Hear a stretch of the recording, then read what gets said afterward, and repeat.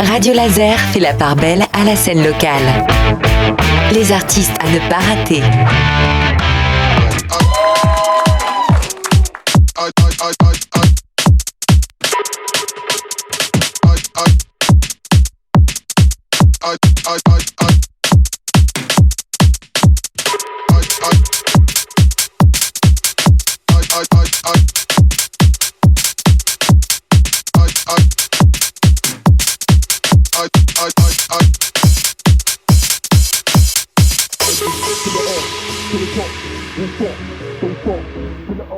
La Weir est notre invité musical de la semaine. Le nom de son nouvel EP, vous le connaissez maintenant, c'est Back et c'est disponible dès maintenant à l'écoute sur les plateformes.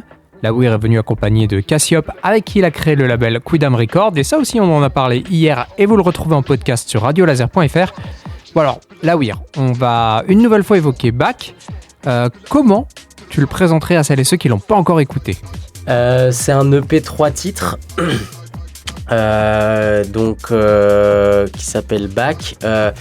L'idée c'est toujours comme mon premier EP, c'est un projet orienté UK Garage, donc influencé par la house music. C'est une musique, on en avait parlé la dernière fois, c'est une musique de club, c'est une musique qui est destinée à faire danser les gens.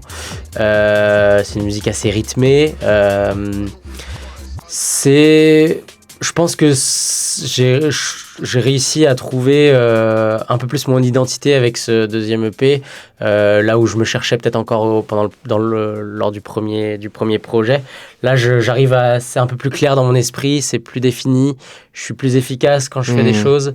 Voilà. Alors c'est vrai qu'efficacité c'est un mot que j'emploierais pour le qualifier. Par exemple moi je l'ai écouté en même temps que je préparais l'interview, en même temps que je travaillais, et j'avoue que ça m'a un peu porté pendant une matinée où j'étais fatigué, donc efficacité moi ça me va bien. Ouais. Bon parfait. Ouais, l'idée c'est vraiment d'avoir une musique qui nous après quand on joue en fait en DJ set, on joue le soir principalement, soit en bar, soit en club. Donc l'idée c'est de faire danser les gens. Faut aller chercher les gens tout de suite. Exactement, c'est une musique assez énergique. Alors après là dans le 3 titres, moi j'aime bien comme lors du premier EP, le premier morceau est un peu plus... C'est comme une relation humaine pour moi, c'est-à-dire que la première interaction qu'on va avoir avec quelqu'un, ça va pas être à fond les ballons. Donc il y a un petit sas un peu. Donc le premier morceau, même si pour certaines personnes il peut être très incisif peut-être, moi je l'estime un peu plus... modéré. Donc c'est Back, le premier morceau. Exactement, le titre éponyme, qui est un peu plus nostalgique aussi, parce que Back qui fait souvenir au passé, quoi. Avec une mélodie, un synthé qui est un peu nostalgique. Et après, on rentre vraiment... Là, j'ai repris un peu la même structure que lors de mon premier EP, un morceau un peu plus introspectif. Et après, ensuite, on rentre dans le vif du sujet. Notamment avec To The Top. Tu peux nous en dire un mot ? Il y a 3 morceaux, on peut évoquer chacun d'eux. Donc Back, qui est le premier morceau, donc on vient de dire, qui est un peu plus nostalgique, entre guillemets. To The Top, c'est un morceau qui est là vraiment, je pense que c'est le morceau... Ouais, peut-être le plus club des 3, qui est le plus court aussi, parce que vraiment il y a une intensité dans ce morceau. C'est l'idée aussi, To The Top, d'aller au maximum, quoi, finalement, d'être vraiment dans une énergie. Donc lui, c'est un morceau qui est UK garage, mais peut-être même un peu, je sais pas comment dire, sur la basse, c'est très bumpy, très sautillant.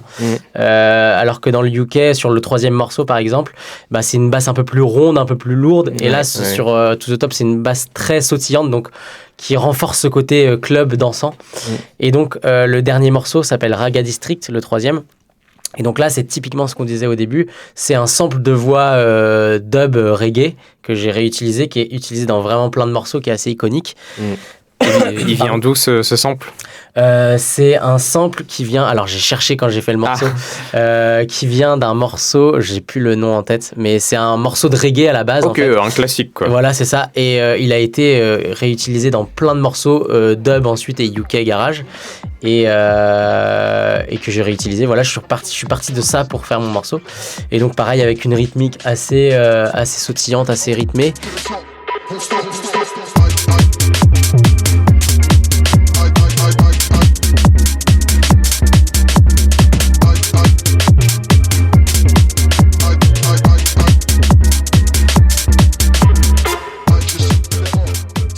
Et là, pour le coup, c'est je pense le morceau qui est peut-être le plus dans les codes de UK Garage, avec une basse ronde assez lourde. Ouais, complètement. Et voilà. Complètement. Et pour compléter ce que la Weir dit, parce que faut savoir que dans notre manière de bosser à tous les deux, quand la Weir il bosse sur ses projets, il arrive souvent avec des structures quasiment terminées de projets. On se fait pas mal de points ensemble sur les tracks. Et c'est vrai que pour le coup, moi je le vois de l'extérieur, mais la Weir est plus. C'est cool que tu ressortes le mot efficacité. Je trouve ça cool que tu le ressortes parce que je trouve que c'est là-dessus probablement qu'il a le plus avancé de malade. Que les choses sont plus. Le propos est extrêmement clair dans l'EP. C'est ça que j'aime aussi, c'est que ces 3 titres, c'est clair, ça va droit au but. Et je pense que c'est le processus créatif qu'il a abordé sur cette EP-là, il l'a abordé différemment.